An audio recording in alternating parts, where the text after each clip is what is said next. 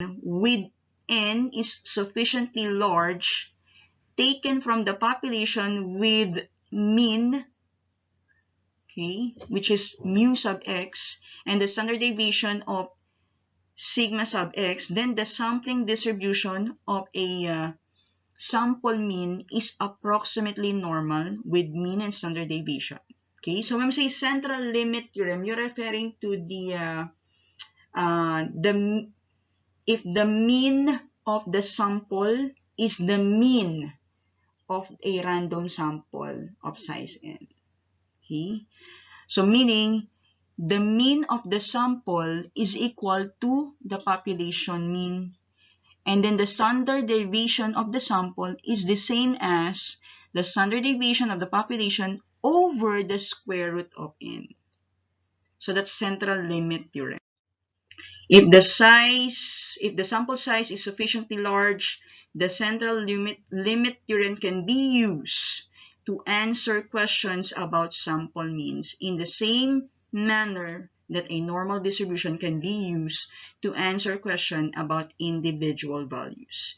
The only difference is that the new formula must be used for z values is z is equal to sample mean minus the population mean over the standard deviation of the population divided by the square root of n. So when we say central limit theorem, it's focusing on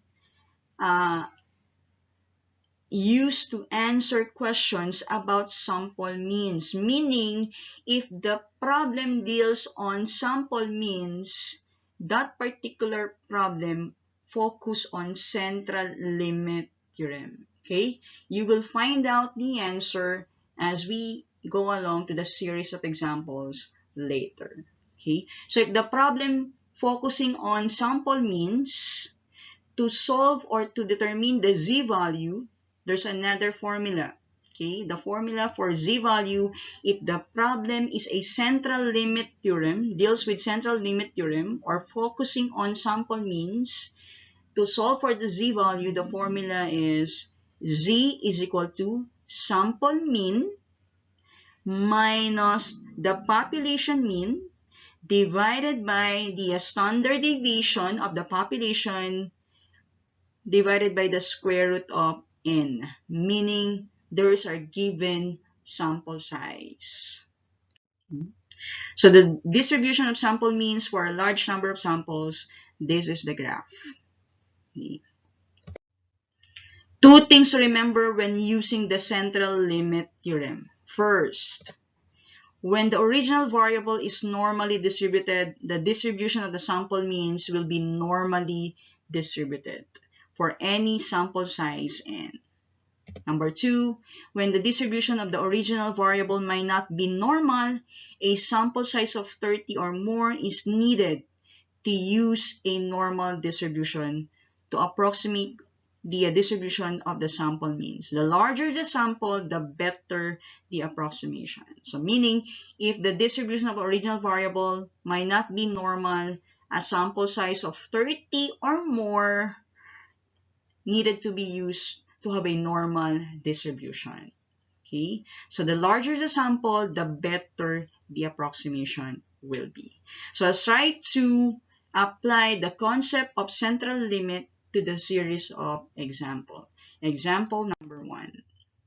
If it's known that the cellular phone's batteries produced by a certain factory have lifetimes that follow a normal distribution. So the average lifetime of the batteries is known to be 2.4 years with a standard deviation of 0.32 years. A random sample size 16 will be taken.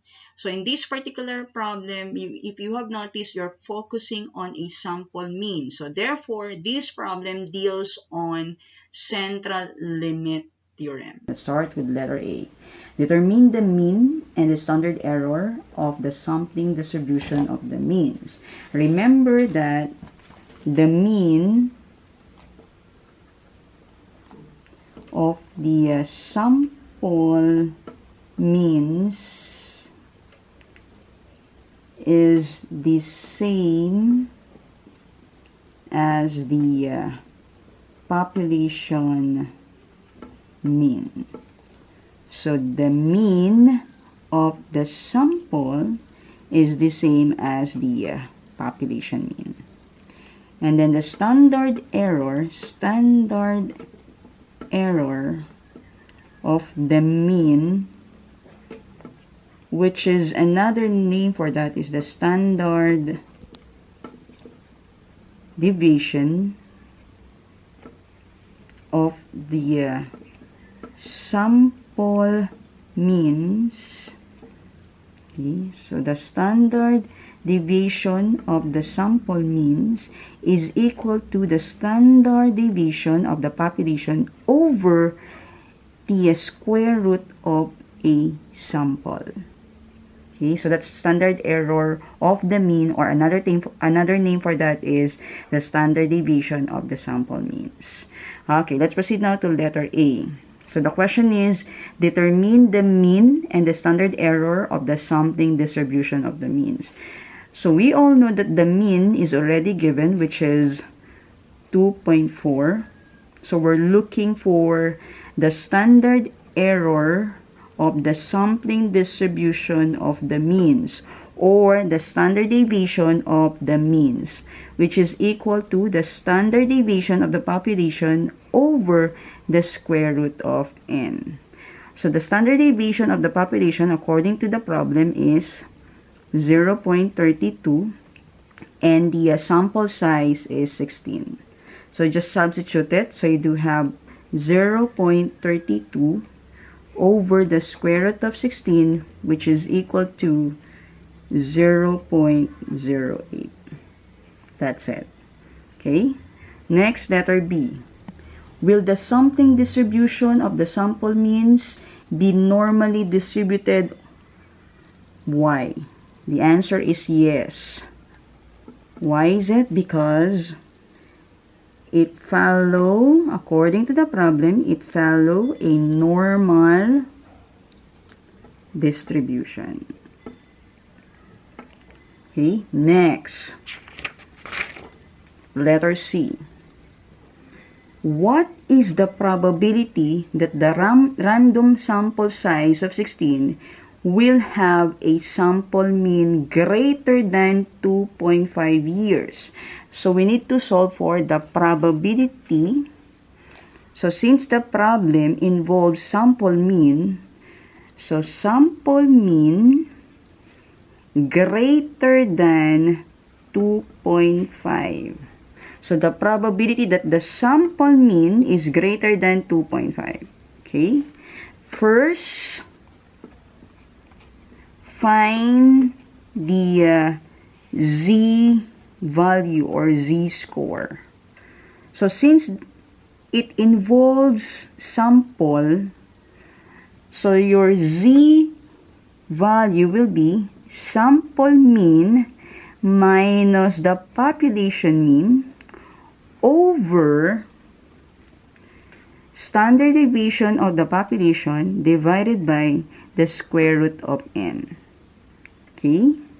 So what is your sample mean? So your sample mean is 2.5 minus your population mean, which is 2.4, over standard deviation 0.32 divided by the square root of 16.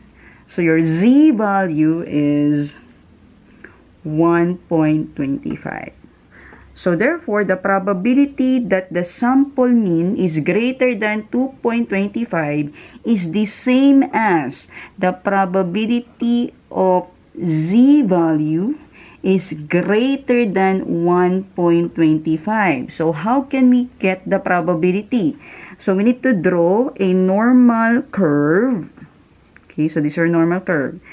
0 at the center. Where is 1.25 located? So 1.25 is located on the right side of 0. So this is your 1.25. Okay, so this is your z value, yung 1.25. So this is your 1.25. So according to the problem, it's greater than 1.25. So going to the right. So if it is going to the right, So going to the right, it should be, how do we get the probability? So since going to the right, that will be 1 minus the area of 1.25. So that will be 1 minus, so the area of 1.25, how do we determine it? We need a table. So this is the table. Okay. So 1.25. So 1.25. So 1.25. So here. 1.25. There. So it should be 1 minus 0.8944. So that will be 1 minus 0.8944. So that will be 0.1056. So therefore, the probability that the sample mean is greater than 2.5, or the same as the probability that the z value is greater than 1.25, okay, is equal to 0.1056. That's it. Okay? Thirdly, what is the probability that a random sample size 16 will have a sample mean of less than 2.2 years? So we need to solve for the probability that the sample mean is less than 2.2 years. First, solve for z-score or z-value. So z is equal to sample mean minus the population mean over the standard deviation of the population divided by the square root of the sample. Okay. So z is equal to, what's your sample mean? 2.2 minus the population mean, which is 2.4 in the given example, over the standard deviation of the population, which is 0.32 divided by the square root of 16. So that will become negative 2.5. Okay, so negative 2.5. So the probability that the sample mean is less than 2.2 is the same as the